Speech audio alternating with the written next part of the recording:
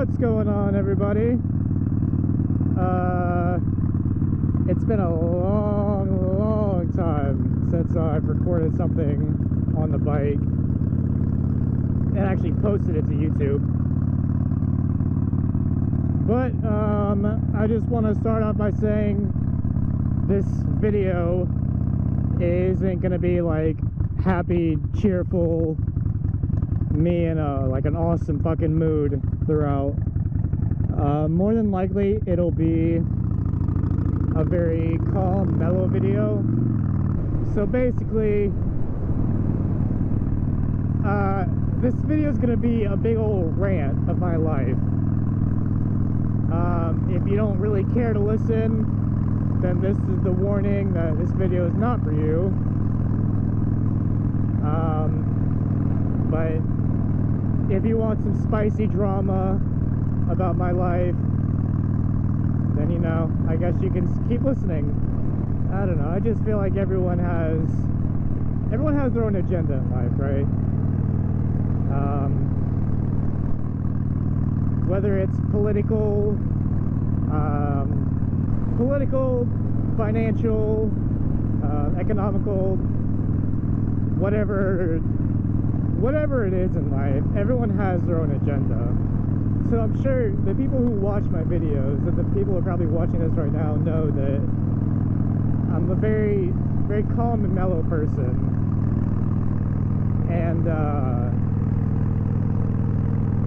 by a lot of people, that gets mistaken as weakness. So when I was little, I used to get ran over a lot, because everyone thought they could just, you know, tell me what to do, and I let it happen, because it's true. I didn't stand up for myself. So, you know, at this point in my life, it's like the people who have always done that to me expect it to keep happening. And I'm not talking about, you know, like teachers or whatever. I'm talking like family members, friends, the people who are close to me. And, you know, I've realized that no one needs that shit, you know? Like I said, the people who are watching this video at this point are probably people who know me in real life. But for the sake of the video, I'll explain it. I went to early college, which is basically you take college classes while you're in high school. And how it works is, you know, I guess they're considered AP classes, the high school version. So I took those. You know, I take like three high school classes, and then you know, 2 college classes on any given day. And then by my senior year, I was taking nothing but college classes. So I started in early college in 2011, and I graduated in 2015. So for those 4 years, I worked my ass off. And, you know, it was constant schoolwork, homework. You know, I never really had time to go out and hang out with friends. And my friends and I had a lot of problems through high school, which that's a separate subject. But basically the point is, I worked my ass off those 4 years, and my high school, or my life career, was to go into the military, become a pilot, retire after, or not retire, but like opt out of the contract after, you know, what, 10 years, 12 years, something like that, and then find an airline and work for them. So I went to college right after I graduated high school, and since I already had my associate's degree because I took those college classes, I only needed to go to college for 2 years theoretically to get my bachelor's degree. So I ended up going 2.5 because I missed the class. So yeah, I stayed a semester after, which wasn't a big deal. I still graduated a 1.5 years earlier than I was supposed to. So now it's been a year, almost a year. It'll be a year in June since I officially finished all my classes for college. And guess what? No one wants a 20-year-old with no experience other than a couple of years of college. So my original option was to go to grad school and become a counselor, but I didn't want to go to grad school because my heart wasn't into it. You know, I was really burned out of school, and I just lost the drive to do it. Like by my very last class, I was barely passing because it's not that it was hard, it was just, you know, I lacked the motivation to do well. So I passed that class, I think with a C. Pretty sure it was a C. And I was like, alright, well, I don't want to go to grad school, so like, what are my next options? So I applied to some jobs, and I figured out that no one fucking wants to hire a 20-year-old college grad with no experience. So I was like, alright, fuck it. I'll go back and get another degree in computer science, and focus on video game development. Because if you can't tell, I like video games from the channel. So I thought I would like it a lot because I like learning about computers. I like, I'm really interested in like video game development, basically. But I didn't realize that that would be programming.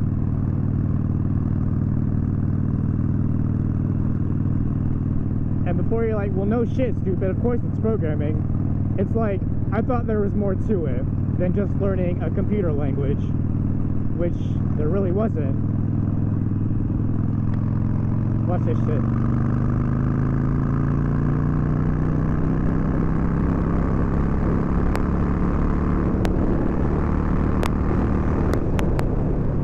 Woo! So I got there and I started taking classes. You know, the semester started, and I was like, well, shit, I don't like this at all. Because like I said, it was learning a computer language. It wasn't learning about computers. And I guess I thought that me liking computers meant learning like programming language, but I found that it didn't. You know, I really just like building computers and learning about components and parts of computers. But for a computer science degree, either way, you have to learn programming. So I was like, well, I don't want to do this. So as of right now, I'm still taking the classes because, you know, I paid for it. But I really don't want to go back because I fucking hate it. So my whole life, everyone said, Tevin, you should do this, this, and this, because this is the best path for you. And, you know, like I said, I didn't stand up for myself. I didn't know any better. And I was like, alright, I'll do this, this, and this, like you said. And in my mind, I was like, well, I don't really want to do that, but, you know, they know what's best for me, so I'll do what they want. So I did that for years and years and years. And these people still expect these things of me. And now it's just like, I want to stand up for myself. And when I do, the people who tell me you should do this, this, and this get mad. And, you know, they blame me. because it's their way or nothing.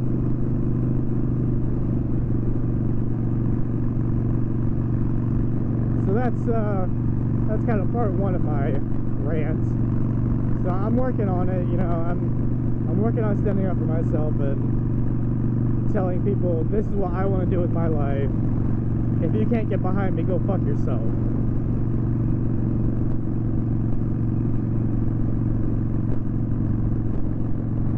Part two is relationships.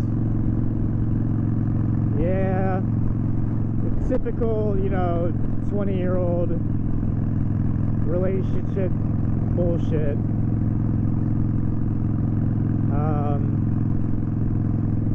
I'm not gonna go into detail about my previous relationship just because it's so much to cover, but I don't know, like, there's a few people in my life who know how I truly feel about my past relationship and how much it fucked me up, you know, in terms of like trusting people. I'm definitely not perfect. I have a lot of things that I can work on in my life, as does everyone.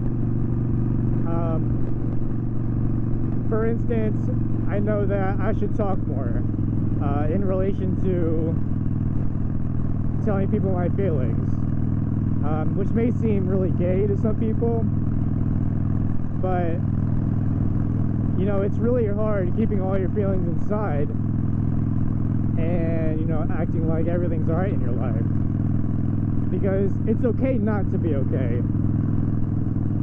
And when I was in my past relationship, up until the very end, I never said my feelings. And even then, it was like I really had to pry it out of myself. And, you know, which is kind of ironic coming from someone who wanted to be a counselor. And, you know, I don't know, maybe it's just like I don't have many people to talk to about how I feel about shit. And I think that's why I keep things so hidden inside. I had a lot of things that I did in said relationship that contributed to us splitting up. But at the end of the day, I hate to point fingers and I hate to, you know, blame people, but 90% of it was the other person. And I feel bad blaming the person, her, I guess, because I'm not gay, but you know, it's hard trusting people. And with this person, it was like, well, shit, man, like, I really feel like I could trust this person now, because as far as I know, and my knowledge, they haven't done anything to fuck me up, and, you know, they have my trust. And then a lot of things happened,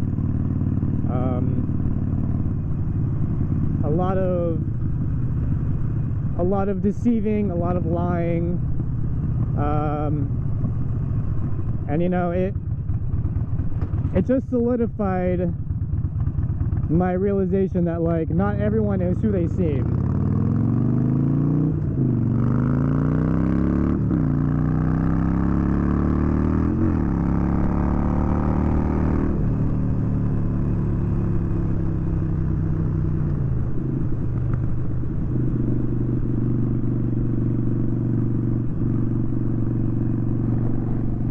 I hate to be pessimistic about it, but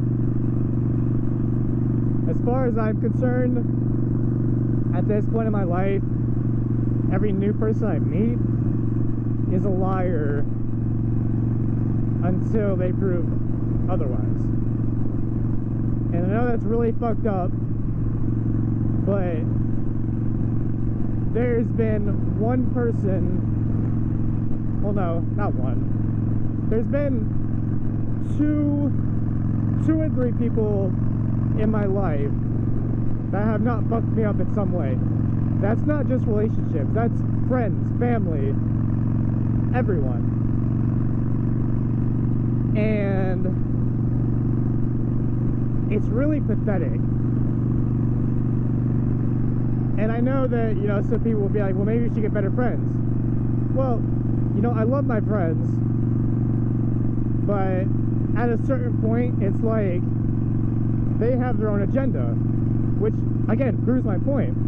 Whether it's a girl or money or whatever, it's like they think about themselves before other people. And most of my friends are selfish. I love them to death. I would take a bullet for them. But most of them are very, very selfish. And I'm not going to name names because there are some that aren't selfish. But really, I've had one, maybe two friends in my life that haven't fucked me up. And this is excluding family. This is like strictly friends.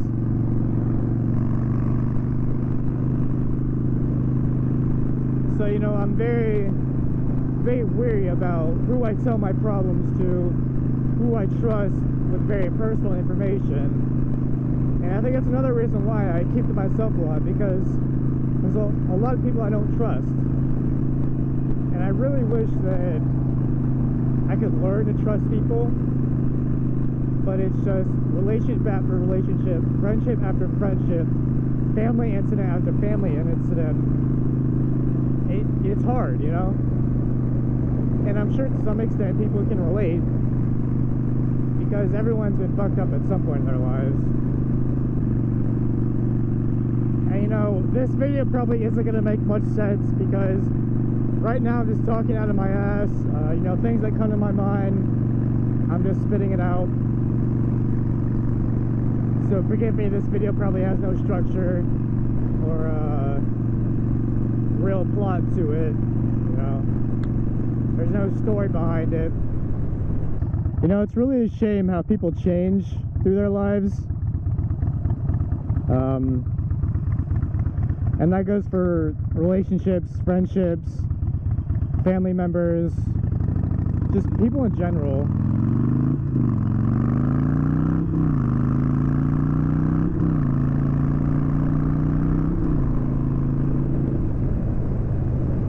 Because, you know, you think you know someone, and, you know, I'm saying relationship right now in terms of, like, contact between two humans. So, you know, friendships, family relationships, boyfriend-girlfriend relationships. So I'm talking, like, relationships in a whole right now. But in terms of human relationships, it's sad how people change, because you think you know someone, and, you know, everything's going great between you two, or, you know, a collective group of people, but something happens, and just like that, in a snap of a finger, they change. And it sucks, because, like, that person that you connected so well with is still there, but this new person that they changed into is the person who they are now. And it's like, you know, I still love you as a person, but I can't hang around you if this is the new you. And I'm not saying, you know, if something happens, to give up on someone, because that's not how relationships work. If someone goes through I don't know, a crisis in their life, not in terms of, like, you know, their legs cut off or whatever. I'm saying a crisis, like a mental crisis. You know, they start doing crazy things. It's like, as a person in that relationship, you shouldn't give up on them so easily. You know, you should at least try and fight for one another. And if that person doesn't want to fight because, you know, mentally they're so off the charts, it's like, well, give it your best shot, and if it still doesn't work, then, you know, maybe it's time to let go. Because if you love someone, you hang on to them, but sometimes you gotta let go.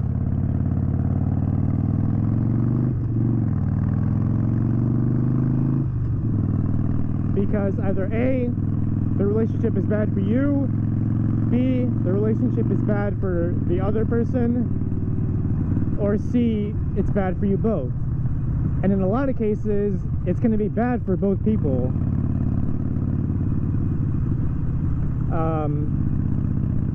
And in my personal case, with my boyfriend-girlfriend relationship, it was, she wasn't good for me.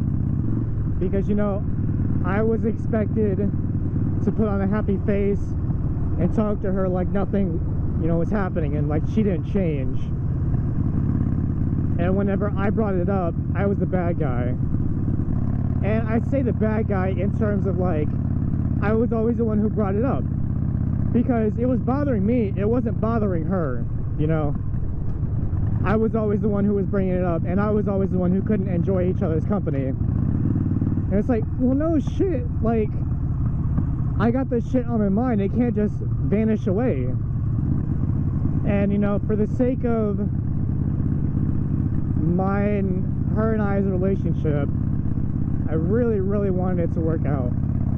Because her and I, you know, we were, I'm not going to say we're the same person, but we had a lot of similar interests.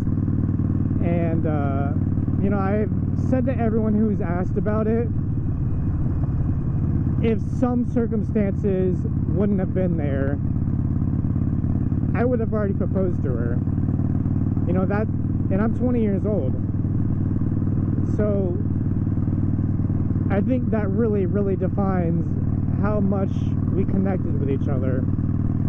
And I'm not saying like, you know, we're young and dumb, so I'm gonna propose because I want to spend the rest of my life because I think I love someone. It's like her and I really, really did connect.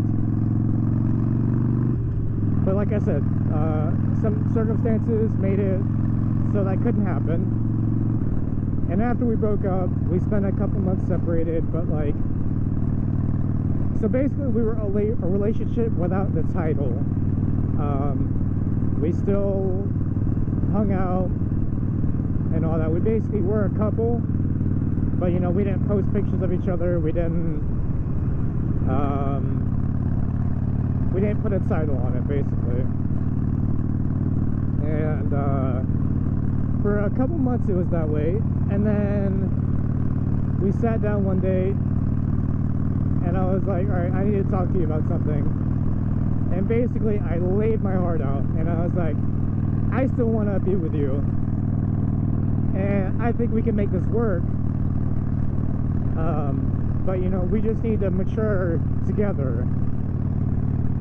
And you know, don't believe all the bullshit that's like, if you want to mature, you have to do it on your own. You can mature as a person and still be with someone, and you can mature together, whether that be in terms of maturing religiously, maturing as a person, you know, not staying up till 4 a.m. playing video games like me, not going 120 on your motorcycle like me, or maturing like that. You can mature together. I was like, hey, I want to mature together. I at least want to try. And she was like, all right, let's do it. So for a week, it was like, basically we were doing a test run. If we decided that we can make it work, in a few months we put a relationship title on us. So after a week, she was still being very secretive. You know, very closed off, I guess.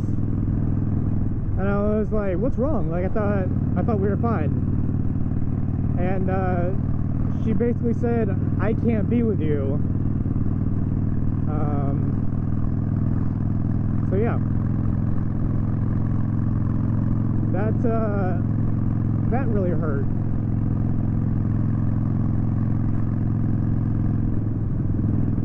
And you know, one thing led to another, and it's just hurt after hurt after hurt, and all this pain. It's like, I don't deserve this, you know. I'm not perfect.